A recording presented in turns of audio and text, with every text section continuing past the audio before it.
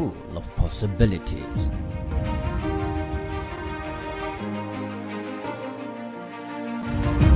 Take the first step towards your dreams. Empower your mind with positive thoughts. Achieve more. Make a difference in someone's life today. Impossibility is nothing.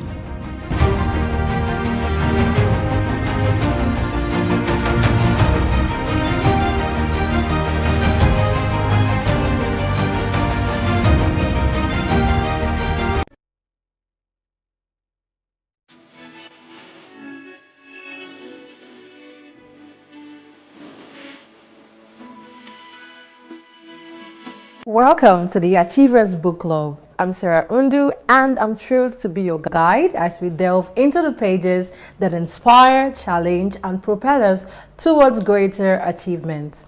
Broadcasting live from our School of Eloquence studio here in Ikoyi, Lagos, we believe that within every book lies a world of possibility waiting to be discovered.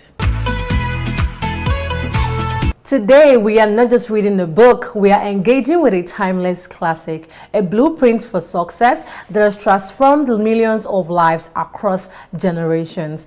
Our book in focus is the legendary Think and Grow Rich by Napoleon Hill, published in 1937. This book distills the wisdom of successful individuals of Hill's era into 13 powerful principles. It's not just about financial wealth, it's about achieving anything you set your mind to, and it continues to be a cornerstone for anyone striving for mastery in their lives.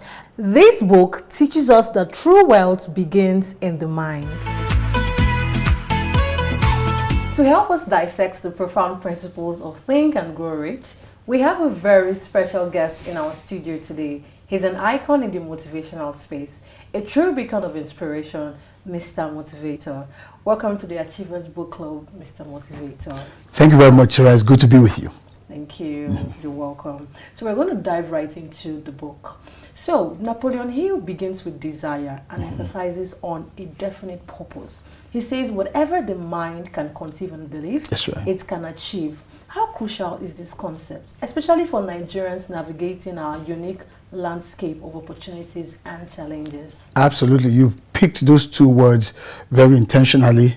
The Nigerian space, opportunities, lots of opportunities, but again, we have a tremendous ton of challenges.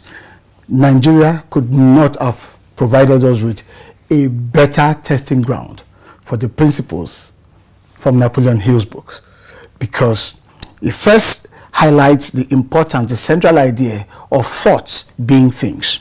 We must have a vision, we must have dreams, we must mentally prefigure what we want, and then says, once you've thought about it, you now need to fuel that engine with the power of your desires. So how can Nigerians navigate all of this? First and foremost, no matter how challenging the Nigerian space is, it must never stop you from dreaming. No matter how challenging the Nigerian space can be, it must never discourage you from thinking out of the box. Because in as much as we have so many challenges, inherent in those challenges are the opportunities. So for instance, there's electricity challenge in Nigeria. There are also challenges in the area of education. There are challenges all across. Take business, for instance. Solutions to business is transportation. All of these are problems. How do you create solutions to those problems? By thinking. Someone thought about the idea of delivering meals. Rather than people going through the stress of visiting the fast food restaurants, someone came up with an app and said, okay, Glovo, for instance, is an idea. Chowdeck, for instance, is an idea. Why? Because those ideas were designed to surmount the challenge of accessibility. And today I read somewhere that in Ibadan alone, through Chowdeck, a particular amala joint that used to be an amala joint has done a turnover in excess of ₦1 billion. Wow. That's Ibadan. We're not talking Lagos. It shows you that as challenging, who would have imagined that in Nigeria, as difficult as it has been, especially in the most recent of times, people will still order amala in Ibadan using chowdek. Somebody thought about it, saw the problem, but saw the problem, that challenge, as an opportunity, and felt, well, I could create an app and I could bridge that gap. That is an example of how we can navigate the challenging space in Nigeria while still exploring the opportunity based on the principle of Napoleon Hill's book, which is first, thoughts are things. Imagine, allow your thinking capacity to look critically at your challenge and ask questions. What can we do? Imagine yourself dreaming about what is possible, maybe through the use of your talent, through the actualization of your own potential. Just think through it. And then secondly, don't stop there. Develop that desire, that hunger to materialize, to actualize, to implement, to execute. That is how Hill's first two principles in his book, thoughts are things, the central idea, and then begin with the power of your desire. And across every strata in the Nigerian socio-economic space, there are tons of opportunities that one can apply this towards. Oh, wow. So it's about translating a vague wish. First of all, having a desire, then translating it into something that... No, the desire comes after. Okay. First, Napoleon Hill's view is that as a man thinks, so he is, that we become what we think about, and that thoughts are actually very tangible. But sometimes those thoughts can't be triggered by the challenges in your environment. Sometimes that's the way they come. Sometimes you can independently, uniquely, on your own, conceive of an idea, conceive of a dream, conceive of a concept, and decide to go for it. In other words, Napoleon Hill believes that first and foremost, paint the picture of the world that you want to create. And after you've done that, desire can come in.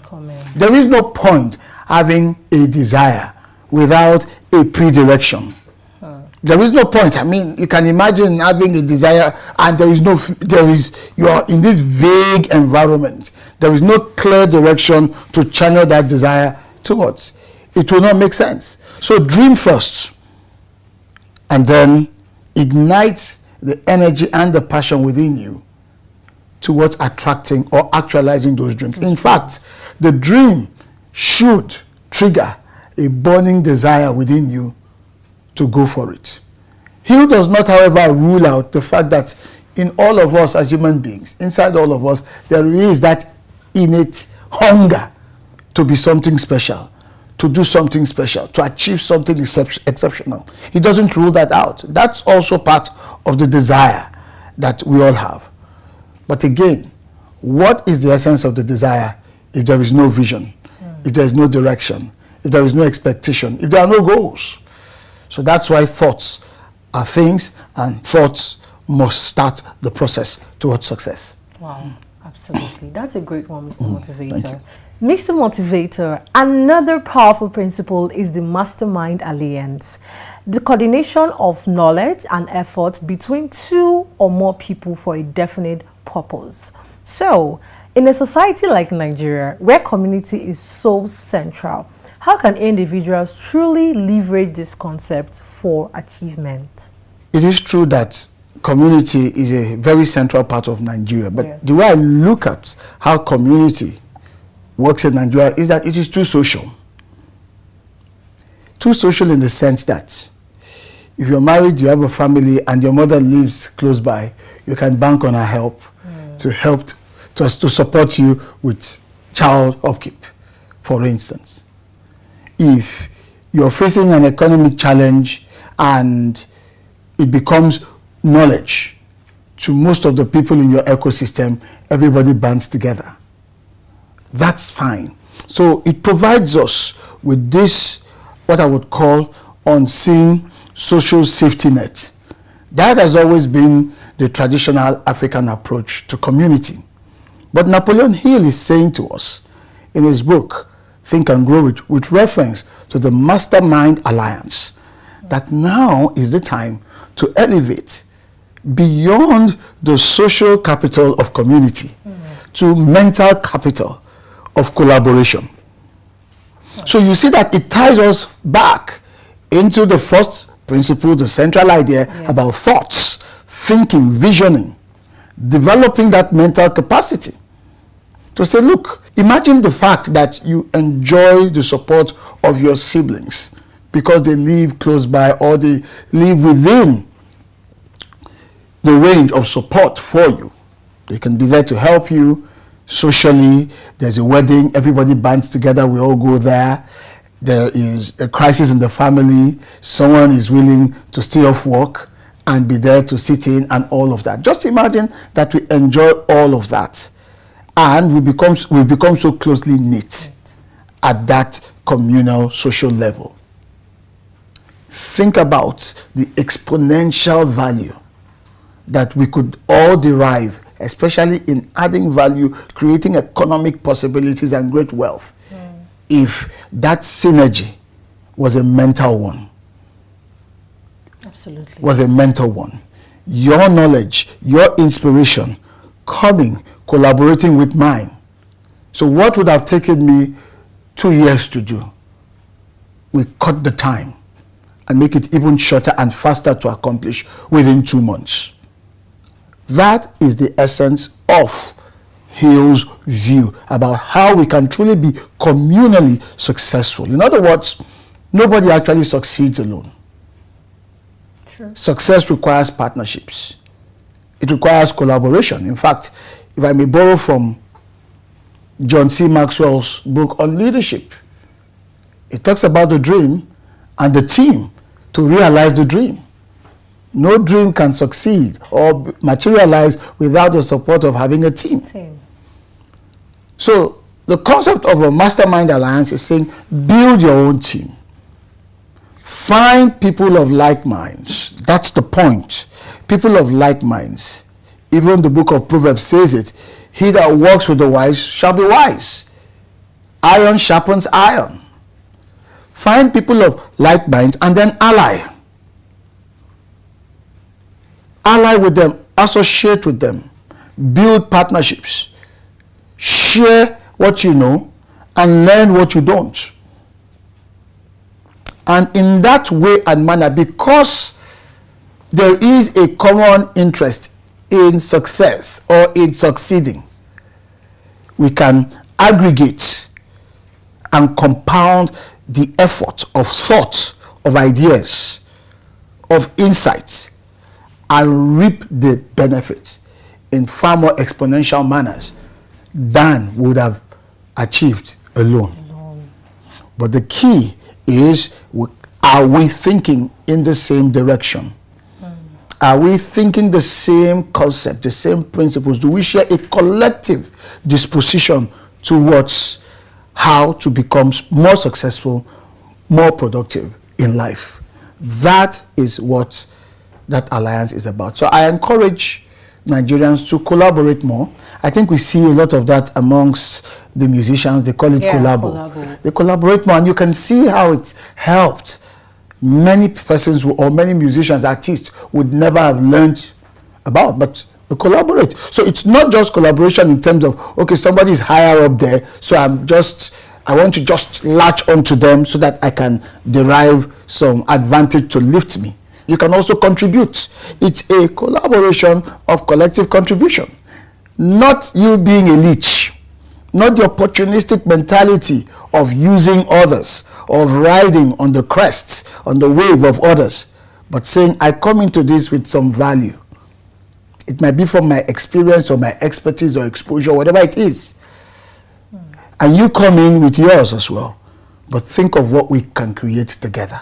So we've got to think more in terms of that. But let's transform that capital from our social communal support system and begin to make it look more mental, more ideas-centric, ideas-driven. That will make a world of a difference.